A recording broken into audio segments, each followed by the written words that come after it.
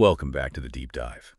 This is where we unpack ideas that, honestly, can really shift your perspective, maybe even change how you go about your daily life.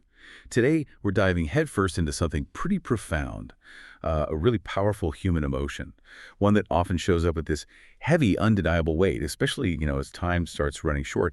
We're talking about regret. Just imagine for a second, fast forwarding right to the end of your life. You're looking back, all the choices, the paths taken, the ones you didn't take. What do you think? What would be your biggest, most gut-wrenching, I wish I had moment? That kind of chilling feeling of what could have been.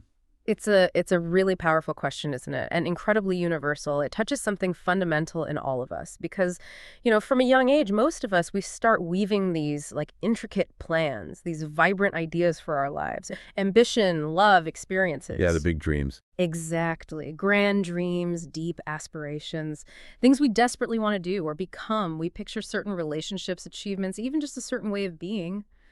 But the hard truth, the unvarnished truth, is that life is finite.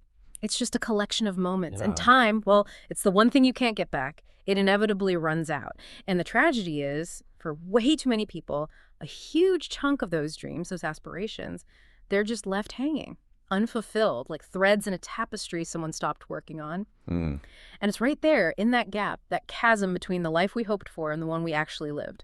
That's where regret is born, that deep, often overwhelming feeling. Wow. Yeah, when you put it like that, it really makes you stop and think, doesn't it? Have you personally ever really sat down and thought, okay, what might my biggest regret be on my last day? It's not exactly comfortable, is it? Yeah. But maybe absolutely essential if we want to live with, purpose. So today, our deep dive is taking us into Mehedi Hasan's article, The Art of Dying Before You Die. It's quite profound, maybe challenging. It offers this unique and actually quite actionable perspective on navigating this whole dilemma, how to actively live a life that minimizes regret. And we're also pulling in some crucial, almost, sacred insights from Bronnie Ware. She was a palliative care nurse. Oh, her work is seminal. The top 5 regrets of the dying. Exactly. She spent years, literally years, at people's bedsides in their final moments, just listening. Listening to their truths. So our mission today is pretty clear. We want to pull out the practical wisdom, maybe unearth some surprising facts, and offer concrete steps that can help you actively avoid that kind of regret, the kind that really stings. We're trying to transform those vague someday ideas we all have into purposeful action, starting right now. Okay, let's unpack this. Let's see how we can really start living without regret starting today. Okay, so let's start by grounding ourselves in this feeling. It's universal, but we often don't talk about it much, do we? Hasan points out that, if people get really close to the end, maybe final months, weeks, regret doesn't just surface quietly. It often, erupts with this overwhelming, almost physical force. It's not a whisper you can ignore. No, it's a clamor, a roar for many. Right. And those grand dreams, the ambitions, the experiences you were talking about, they often just stay as visions, don't they? Shimmering ideas that never quite happened because, life ran out. Exactly, time's up. And that gap, that stark difference between what could have been and what was, that's where the deepest regrets take hold, the persistent ones. And what's truly fascinating, maybe heartbreaking too, is just how universal this is. It cuts across everything: culture, money, beliefs. Yeah, it seems fundamental. It really suggests this deep, almost primal human need, not just to exist, but to feel like our finite lives counted for something, to leave something behind, maybe tangible, maybe not, or just to know deep down that we lived fully, authentically, without holding back. And we see this impulse, this need, manifest in really concrete ways, don't we? Think about wills. Why do people spend so much time drafting wills, specifying legacies? Right, or giving that last piece of advice from their deathbed. Precisely. Hasan argues, quite persuasively, I think, that these are often these final, almost desperate attempts to make sure their own unrealized dreams, the things they couldn't do, maybe come to life through others, through the influence they leave behind. Like passing the torch? Exactly, extending their impact. And he even suggests, maybe controversially, that it's a deep, often unconscious reason why people have children. Not just for continuing the family line, but this unspoken hope that the next generation might achieve what they couldn't, realize the potential they didn't. Wow, that's a heavy thought. It is. This desire for legacy, for impact, it's incredibly powerful. And regret, in that context, feels like a failure to live up to that potential. It's that agonizing realization that a significant, cherished part of you when untapped, unlived. And the psychological weight of that, it's immense. Deferred dreams, passions unexplored, words left unsaid.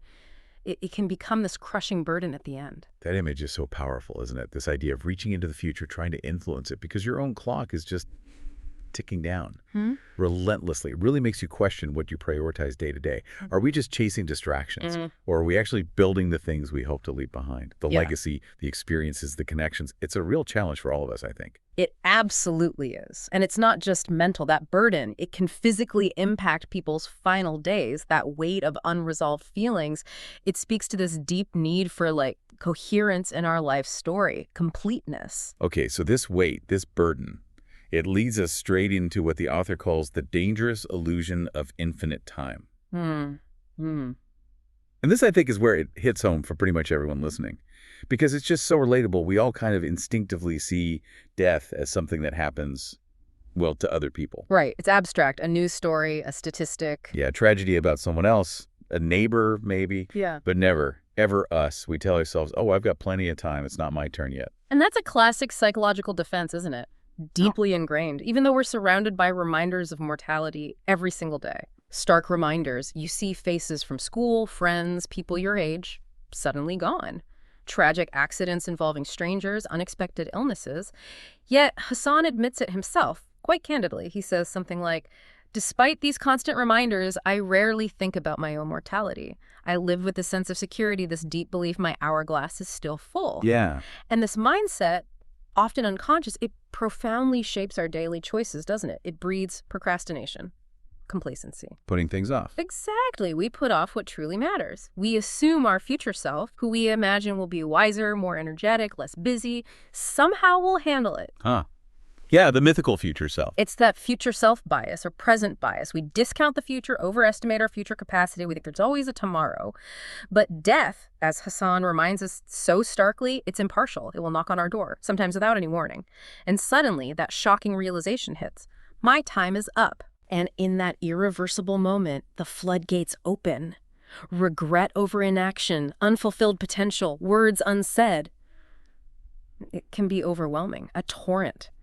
So the key insight here isn't just that death is inevitable. We know that. It's that our denial of it messes up our daily decision-making. That's the design flaw. Yes. Yeah. We're constantly borrowing from a future that isn't guaranteed. And that loan, if we don't pay attention, it comes with this incredibly heavy interest rate. Potential irreversible regret. So the question becomes, how do we consciously break that cycle? And here's where it gets really interesting, because the author shares that thought seeing tragedy everywhere, yet feeling immune himself. Such a powerful contradiction, isn't it? This deep, often irrational belief that we are somehow exempt, that our hourglass is magically full. It's like a protective bubble we build. It is, and almost everyone does it. Which leads to this critical question. Okay, if we know we do this, if we acknowledge this illusion, how do we intentionally break it? How do we disrupt it effectively? How do we move from just knowing life is finite intellectually? Yeah, knowing it in your head. To actually internalizing it. So it genuinely impacts our actions today, not just makes us anxious about the future. Because if we don't, if we let the illusion run the show, we are, as Hasan says, setting ourselves up for that last breath to be a sigh of if only rather than peace. And that possibility, that unsettling thought, leads right to the core paradox Hasan talks about. Yeah. He says, look, everyone wants to die without regret. That's clear. It's intuitive. Nobody chooses that feeling. Of course not. But the how do you actually achieve that? How do you actively build a life free of major regrets? That feels incredibly complex, almost impossible, paradoxical. He even admits his own struggle, saying something like, it feels like no matter what I do, I'm bound to face regret on my final day. It's overwhelming. Paralyzing almost. It really can be paralyzing. And this paradox, it often comes from a few places, right? First, just the sheer number of choices we have now. Careers, relationships, lifestyles. Everything feels like a huge decision. Yeah, the pressure. Huge pressure. Second, outcomes are uncertain. You can't perfectly predict how things will turn out. So there's this fear of making the wrong choice. FOMO, maybe? Decision paralysis. Right, the fear of regret itself causes inaction. Exactly, which then guarantees regret later. It's a vicious cycle. Plus, society bombards us with images of perfect lives, suggesting we should have it all, which is impossible. But here's the thing. What Hasan and our sources are really aiming for isn't eliminating all regret. Like, maybe you'll regret not having that extra scoop of ice cream. That's minor, human. Okay. The real goal is avoiding the major regrets. The ones about core life paths, deep values, key relationships, untapped potential. That's a crucial distinction. That makes it feel more manageable. Right, and this paradox, this struggle with choice and time, it perfectly sets the stage for seeking wisdom from those who've actually faced the end. They offer the roadmap. Okay, so if we're stuck in this paradox, wanting to live without regret, but feeling like it's inevitable, how do we break through? Where do we find that clarity, that courage? And this is exactly where Bronnie Ware's work comes in. It's groundbreaking, so empathetic. She spent, what, 8 years? 8 transformative years, sitting with people in their final weeks, final months, just listening, open heart. Deep listening. And from these incredibly intimate, often raw conversations, she compiled the most common things people said. Her book, The Top 5 Regrets of the Dying. It's incredibly powerful stuff. It really is. It's like getting a shortcut to wisdom, isn't it? Straight from people who reached the finish line and are looking back.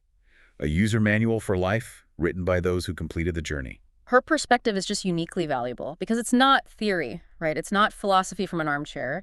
It's empirical, born from direct lived experience. Yeah, she was there. She was there. As a palliative care nurse, she was present during people's most vulnerable, honest moments, when they're facing mortality head-on, often stripped of all the usual pretense. These weren't casual chats. There were intimate discussions when all the facades were down, the clock truly ticking. That gives us so much weight. Immense weight. Credibility. She wasn't asking hypothetical questions. She was documenting what people actually regretted looking back at a life lived, a life now gone. That makes her work an indispensable guide, a compass for how we should orient ourselves right now.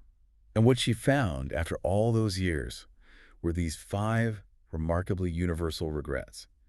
Let's really dive into each one. They hold up such a potent mirror to our own lives. The first one, I wish I'd had the courage to live a life true to myself, not the life others expected of me. Oof. This one resonates deeply, I think, for so many. How easily we can suppress our own desires, our passions, our authentic selves. Just to please others. Yeah, family, friends, society. And then only at the end, people realize with this profound loss that the life they lived wasn't really theirs. This regret, often the most common one she heard, speaks directly to those huge, often invisible societal pressures, family expectations. They constantly steer us away from who we really are. Think about it. Career paths following a parent. Choosing something safe over a passion. Sure. Relationship partners may be chosen for external approval, not real connection. Even how we present ourselves, adopting opinions to fit in. We're bombarded. Constantly with external definitions of success, happiness, what's appropriate. And the cost of that inauthenticity, it's huge. It makes you feel like you're living a borrowed life, never truly becoming yourself. And it happens incrementally, right? Saying yes when you mean no, biting your tongue, putting your dreams on hold for someone else's comfort. Little concessions. Little concessions that add up over years silently, until you feel estranged from your own desires. And connecting this to the big picture, it's not just about big, dramatic choices. It's the daily, subtle things. Over time, they either align you with your deepest self or pull you further away, leading to that regret that your unique potential was never fully expressed, never lived, like a performance, not an expression. That makes so much sense. It's like a slow burn, isn't it? Not a sudden explosion, but this gradual realization you've been reading someone else's script. It begs the question, though.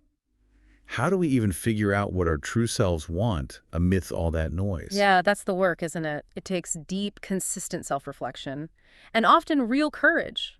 The courage to disappoint others sometimes in small ways, to honor yourself in big ways. It means tuning into your internal compass, not just seeking external validation. Okay, and the second regret from Ware's list.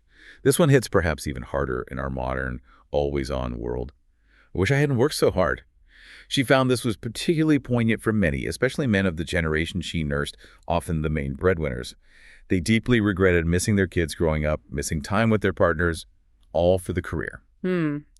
This highlights such a profound, often destructive imbalance in societies that glorify work, productivity, busyness. Also culture. Exactly. That insidious narrative that our worth, our identity is tied to our job title, our output, our bank balance. It sets up this false trade-off, doesn't it? Career success versus personal relationships. And relationships nearly always lose out in the daily grind. Yeah, they get squeezed. They get squeezed. For the generation where nursed, it might have been even more intense. Rigid gender roles, post-war economic pressures. Immense pressure to provide.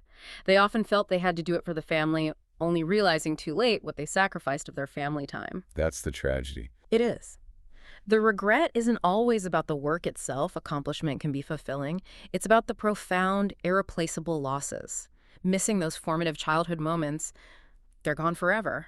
The quiet companionship, shared meals, just being present with a partner, the stuff that makes up a rich life. They postponed connection, telling themselves, I'll do it when I retire, but retirement comes with the realization of lost time. Wow. Yeah, this one really hits hard for so many of us caught in that daily grind, me included, honestly. It just makes you stop and really think, what am I actually working for?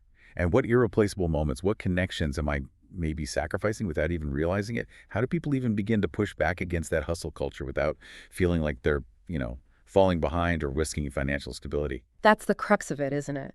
It takes a conscious reevaluation, redefining what success even means to you personally. It's not about ditching ambition, it's about questioning the unquestioned assumptions. How much is enough? At what cost? It asks you to think about what truly enriches your life beyond the material or the professional status, and then actively carve out time for those things. Setting boundaries. That's setting boundaries against external pressure, yes, but also against our own internal drive to constantly achieve more, more, more. Okay, moving to the third regret. This one touches on those silent battles inside ourselves. I wish I'd had the courage to express my feelings. Where found people often suppress what they genuinely feel: anger, love, hurt, joy, mostly to keep the peace superficially. Avoid conflict, be liked. And the tragic result: they settle for a mediocre existence, never really becoming who they were capable of being. What's so fascinating and sad here is that direct link between suppressed emotion and stunted growth. Stunted fulfillment, the fear of conflict, wanting to be liked, avoiding rejection. It makes people internalize feelings instead of communicating them honestly, vulnerably. Right, holding back. Holding back compliments, legitimate grievances, words of affection, just to maintain that surface calm. But the long-term cost is huge, corrosive. Resentments fester, trust erodes. Relationships stay shallow because true vulnerability is missing. Your authentic self, with all its complexity, stays hidden, unexpressed. Leading to that feeling of being unseen. Exactly. Unseen, unheard, misunderstood. Contributing directly to that mediocre existence, that painful realization they never became their true selves. Because true connection, thriving relationships, they need vulnerability, honest communication, courage to show up as you are. When we deny ourselves that, we deny ourselves a fuller, richer life, and we deny others the chance to truly know us. It's like a self-imposed prison you only see the bars of at the end. That's such a powerful link. Our internal emotional world and our external lived reality. Being emotionally courageous isn't just about being bold, it's about being whole. Okay, the fourth regret speaks to our fundamental need for connection. I wish I had stayed in touch with my friends. In the middle of life's hustle, the demands, the distractions, it's alarmingly easy to let really important friendships just fade. It happens so easily. And then, at the end, the value of love, camaraderie, connection becomes crystal clear, paramount. But by then, often, it's too late to rekindle those bonds. This one underscores that fundamental human need for connection, community, belonging beyond just immediate family. Modern life makes it challenging, doesn't it? Career demands, moving around, digital connections that often lack real depth. Yeah, likes aren't intimacy. Exactly. We mistake interaction for intimacy, but long-standing friendships offer something unique. Shared history, witnesses to our growth, unconditional support. They know us differently than family sometimes, from different chapters. And the poignancy here is that bittersweet realization, often too late, of how irreplaceable those connections were. Only when they're lost, or when you lack the energy to rebuild them. It's recognizing these relationships aren't just nice-to-haves, they're vital. For emotional well-being, resilience, joy. The hustle prioritizes the urgent over the important. And friendships, though important, rarely feel urgent until it's too late. Yeah. This one's such a simple reminder, but so profound. It's not just about the big adventures or achievements, it's the everyday connections, isn't it? The shared laughter, the quiet support from people who know you, they sustain us. They're the anchors we forget to tend to. Precisely. It's about consistent, intentional investment in those bonds, making them a priority, not assuming they'll just survive on their own. It's active maintenance of your support system. And finally, the fifth regret. This one really grabbed me for its simplicity and depth. I wish I had let myself be happier. This is a jolt, right? Ware observed that many people don't realize until their final days that happiness isn't just something that happens to you, it's a choice. An active choice. Yeah. They stay stuck, often unknowingly, in old patterns, old habits. The comfort of familiarity overriding the potential for real joy, laughter, lightheartedness. This raises that really important, maybe uncomfortable question.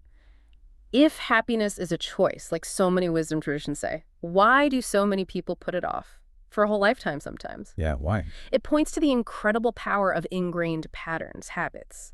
The psychological comfort of the familiar, even if it's not serving us, even if it's making us unhappy, change, even positive change towards joy can feel daunting. We cling to what's known, the predictable discomfort, because the unknown feels riskier. Even if the known is miserable. Even then, it highlights cognitive biases like loss aversion. The fear of losing the familiar unhappiness outweighs the potential pleasure of gaining something new, like joy. It stops us breaking unhealthy patterns or seeking new experiences. It really emphasizes that happiness isn't just an external condition you stumble upon when everything's perfect. It's an internal posture. How you approach things. Exactly. Actively cultivating gratitude, being present, consciously choosing to focus on what brings light, a willingness to choose joy even amidst challenges.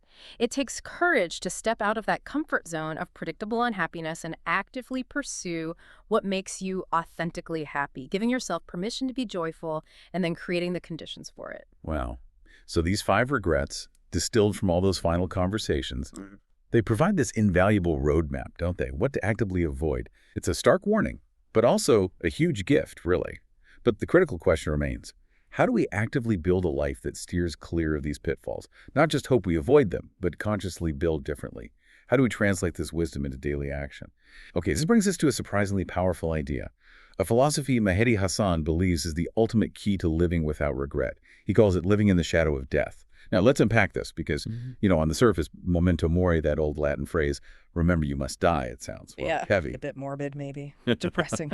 Yeah, exactly. Yeah. But what Hasan, and actually the Stoic philosophers who coined it, are saying is totally different. They're saying it's the key to unlocking a vibrant, engaged, truly regret-free life.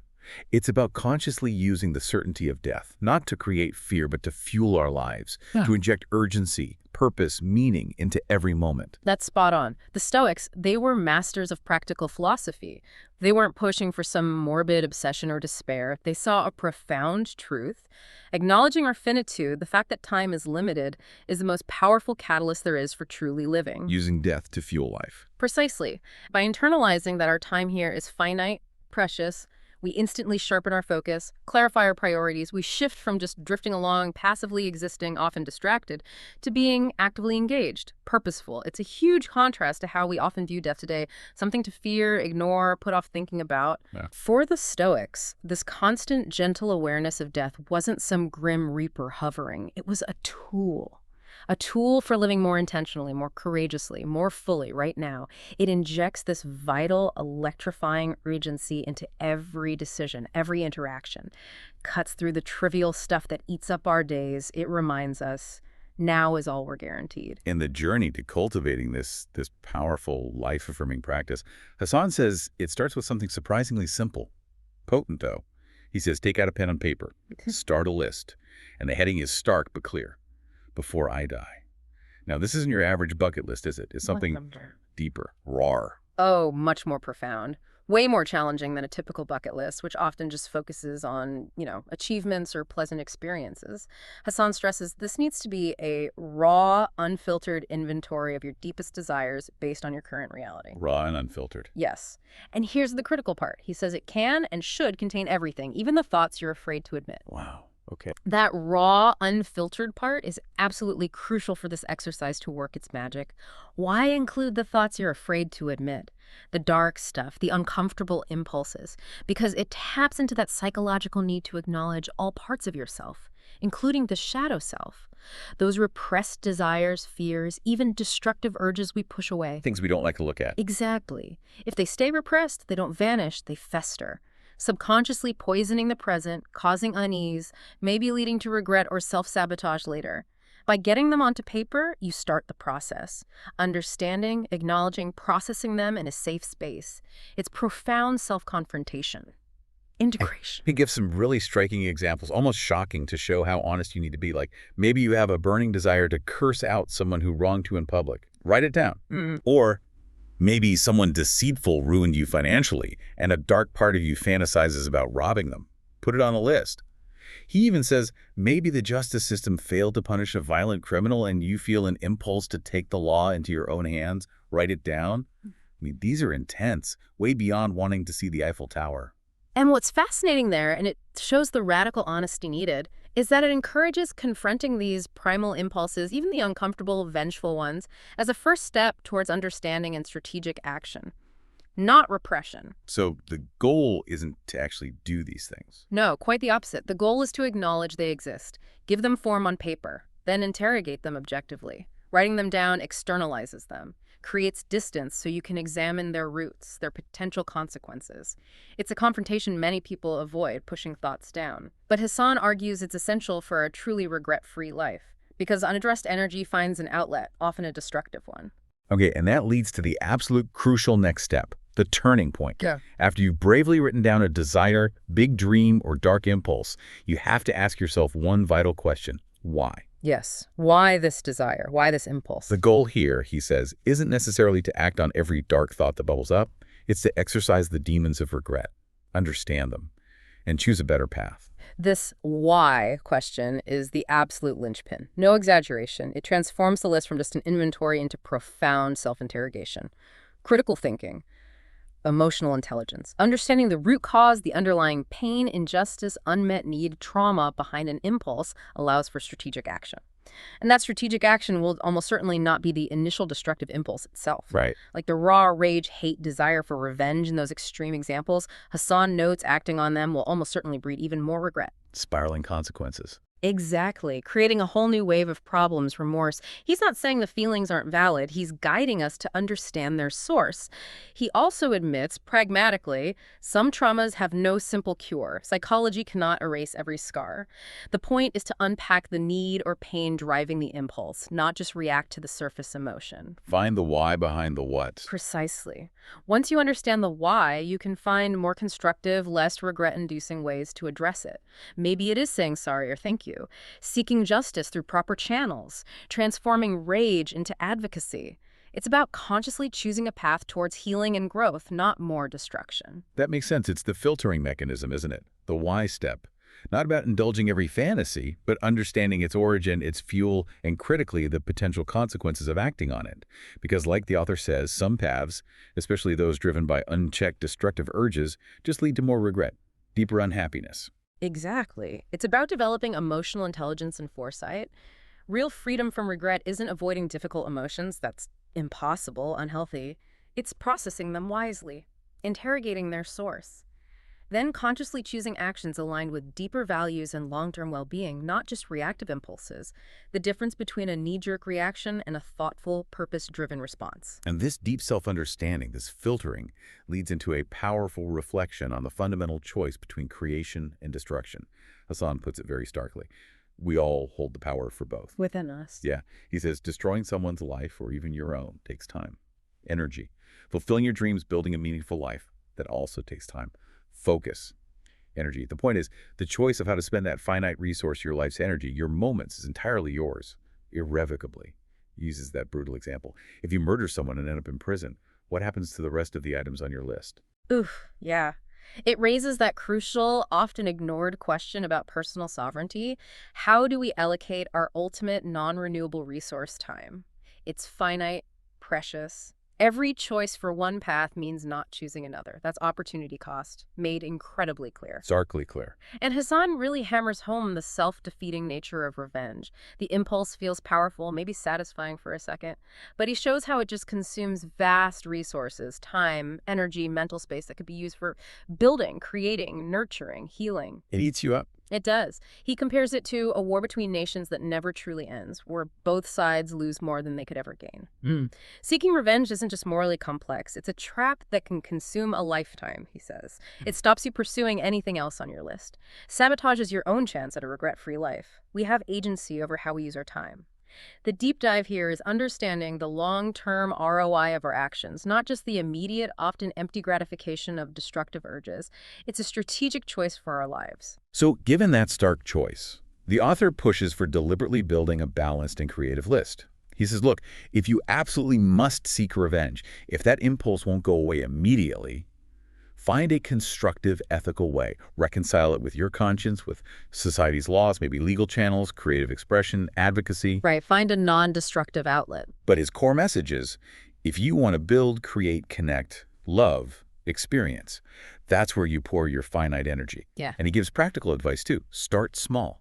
Achievable goals. Yeah. Don't just have monumental tasks that feel overwhelming. Yes. That emphasis on starting small, on balance, is crucial. It's practical strategy to avoid stagnation, build momentum. We know from psychology, small, consistent wins build confidence, provide positive reinforcement, motivate us for bigger goals. Keeps you going. Exactly. If your list is only huge, long-term things, it's easy to burn out, feel overwhelmed, give up. A balanced list, short-term wins, long-term dreams, ensures you constantly feel that satisfaction of progress, achievement, which is the best antidote to stagnation. Feeling like life's passing you by. And for those destructive impulses, reconciliation means finding constructive outlets aligned with your values and ethical norms, legitimate justice, art, activism. Ultimately, Hasan hopes that through this process, self-interrogation, conscious choice your list gradually transforms, becomes one purely of creation. Where seeking revenge, that trap, is actively replaced by building a meaningful, rich, regret-free life, directing your energy towards life-giving actions, not life-depleting ones. So it really comes down to being incredibly strategic. Self-aware, right? Finding ways to channel all that potent energy, even the dark stuff, towards building something meaningful, not tearing things down. That sounds like a much more fulfilling path, more sustainable, and ultimately way less likely to lead to regret. Okay, so you've gone through this courageous, intense process, created this powerful before I die list. Now, Hasan stresses something crucial.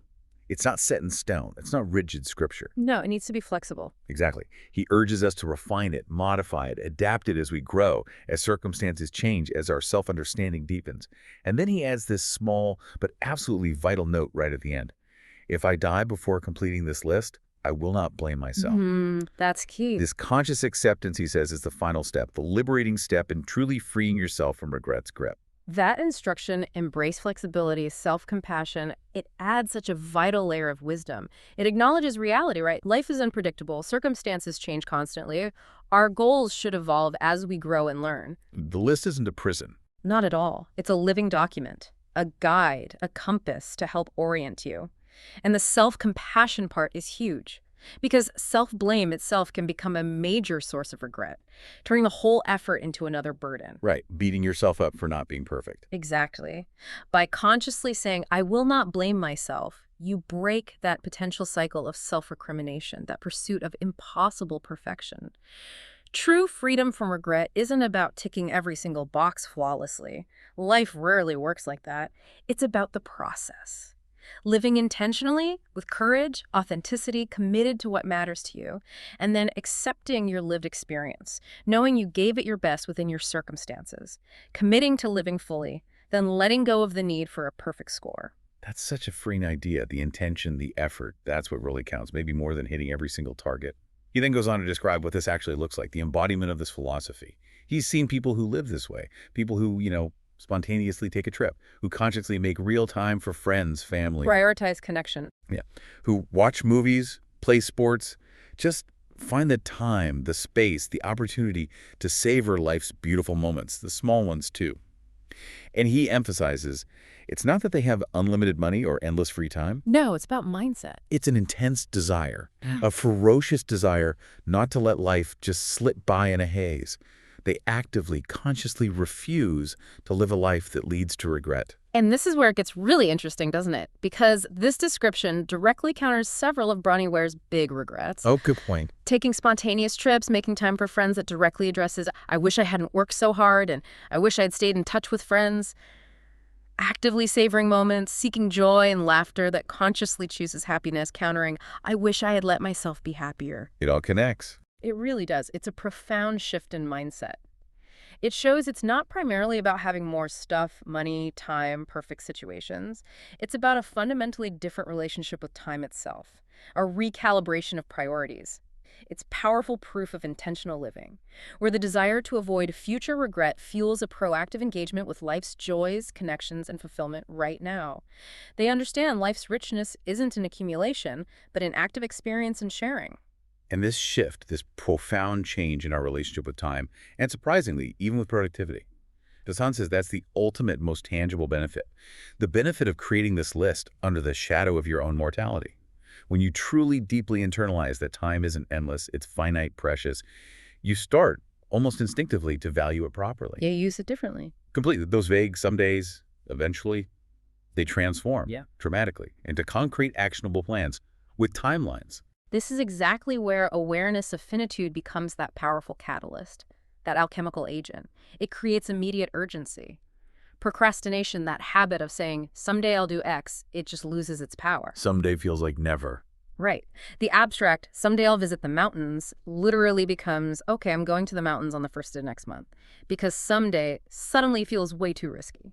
That comforting but self-defeating thought, I'll do it tomorrow, becomes obsolete when you don't take tomorrow for granted. Yeah. Your life, decisions, energy, focus, they become intensely organized around what truly matters to you. And it's not about being frantic or busy for busy's sake. It's deep internal prioritization, aligning daily actions, energy, choices with your deepest values and desires, which naturally leads to a more focused, purposeful, and genuinely productive life, because the stakes are suddenly clearer, higher, more personal.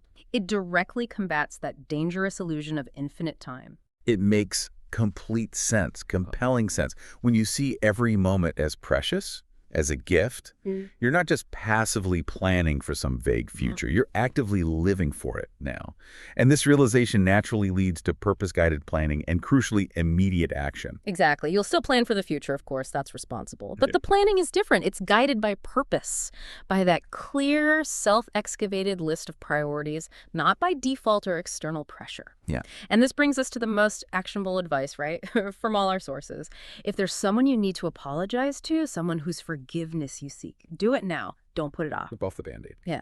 If there's someone you need to thank, someone who made a difference, let them know. Today, sincerely. And if there's someone you love, partner, child, parent, friend, tell them. Today, don't wait. Express it openly, unequivocally. These small, immediate actions connect directly back to Ware's regrets. They embody the courage to express feelings, the commitment to stay in touch, living true to yourself by being open, vulnerable, connected. Small acts of communication, connection, emotional honesty, practiced consistently, they significantly reduce future regret, making sure those words, yes, I love you so much, are spoken, heard, felt, not just a silent thought left unsaid. That really feels like the ultimate takeaway, doesn't it? It's not just about grand philosophies or huge life plans. It's the cumulative power of the small things, the intentional acts, the daily choices, the courageous words spoken, woven together with purpose. That's what creates the tapestry of a life lived without that crushing burden of major regret. It feels like a powerful, urgent, deeply personal call to action for all of us, right here, right now. Engage fully. #, outro.